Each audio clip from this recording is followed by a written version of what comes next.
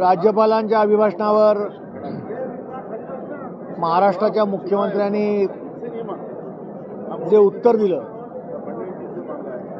ते उत्तर पाहता महाराष्ट्रामध्ये आज मितीला कोणतीच समस्या नाही आहे आणि मागच्या 2.5 वर्षामध्ये प्रगतीपथावर आहे की त्यामुळे आता कुठचाच दुष्काळ या महाराष्ट्रात होणार नाही असंच त्यांच्या भाषणातून जाणवत होतं। आज तुम्ही बघत असाल की सोयाबीनच्या खरेदीबाबत आज केंद्र सरकारने जरी सांगितलं असेल की मॉइश्चर असलेल्या सोयाबीनची खरेदी करा, तरी देखील खालपर्यंत कोणत्याही सूचना गेलेल्या नाही। सोयाबीन खरेदीची केंद्र वाढवली पाहिजेत, ती देखील वाढवली गेलेली नाही।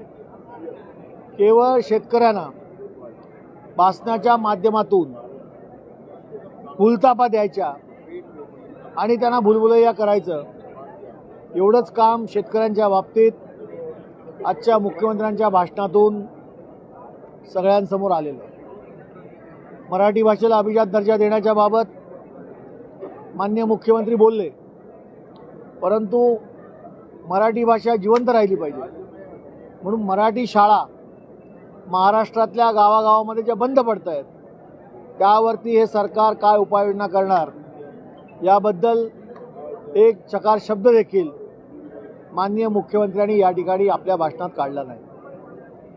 वाढवण बंदराच्या बाबतीत बोलले, त्या ठिकाणी भरणी टाकून इंटरनॅशनल एअरपोर्ट तयार करण्याबाबतची मागणी आमचीच होती, त्यामुळे भविष्यात ते होईल असं देखील ते म्हणाले असले तरी देखील हे सगळं करण्यासाठी ज्या ज्या गोष्टी ते करायचं महाराष्ट्रासाठी असं म्हणतायत, 2.5 वर्षात महाराष्ट्राची प्रगती केली असं म्हणतायत, 2.5 वर्षात उद्योग बाहेर न जाता आम्ही उद्योग महाराष्ट्रात आणले असं जे म्हणतायत, तर आज महाराष्ट्रातील तरुण हा बेरोजगार काय हा खरा प्रश्न आहे। आणि म्हणून केवळ राज्यपालांच्या अभिभाषणावरती आपल्याला बहुमत आहे म्हणून जनतेसमोर हेच सांगायचं की आपण आम्हाला जे बहुमत दिलं आहे त्यामुळे महाराष्ट्राला आता काही कमी पडणार नाही, परंतु आर्थिक स्थिती ही महाराष्ट्राची दिवाळखोरीची असताना या सगळ्या विकास कामांना गती कशा पद्धतीने देणार हे मात्र माननीय मुख्यमंत्र्यांनी आपल्या भाषणात सांगितलेलं नाही।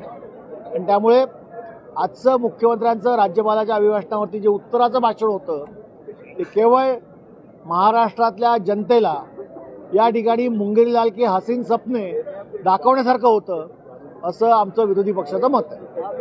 सरकार असताना परकीय गुंतवणुकीत राज्य मागं पडलं होतं, आता यावेळी पुन्हा एकदा कर्नाटक गुजरात सरकारला मागे टाकून महाराष्ट्र पहिल्या क्रमांकावर आले आणि पुढेही महाराष्ट्र पहिल्या क्रमांकावर। माननीय मुख्यमंत्र्यांचं असं म्हणणं आहे की केवळ गुंतवणुकीत नाही, सगळ्या बाबतीत महाराष्ट्र 1 नंबरवर आहे। 2.5 वर्षात त्यांनी एवढा 1 नंबरवरती आणलेला आहे की आता महाराष्ट्रात कधीच काही दुष्काळ होणार नाही, आपत्ती येणार नाही, काहीच होणार नाही। सुजलाम सुफलाम असाच महाराष्ट्र आहे, तो अजून होणार असं त्यांचं मत आहे। पण शेतकरी हवाल दिलाय, उद्योग नाही आहे, बेरोजगारी वाढलेली आहे, तर या सगळ्या गोष्टी महाराष्ट्र असताना देखील केवळ मुंगेरी लाल के हसीन सपने मॅन्डेट जनतेने दिलेला आहे म्हणून आम्ही या ठिकाणी सगळं करणार आणि आता काही कमी पडणार नाही असं सांगण्याचा प्रयत्न मुख्यमंत्र्यांनी केला।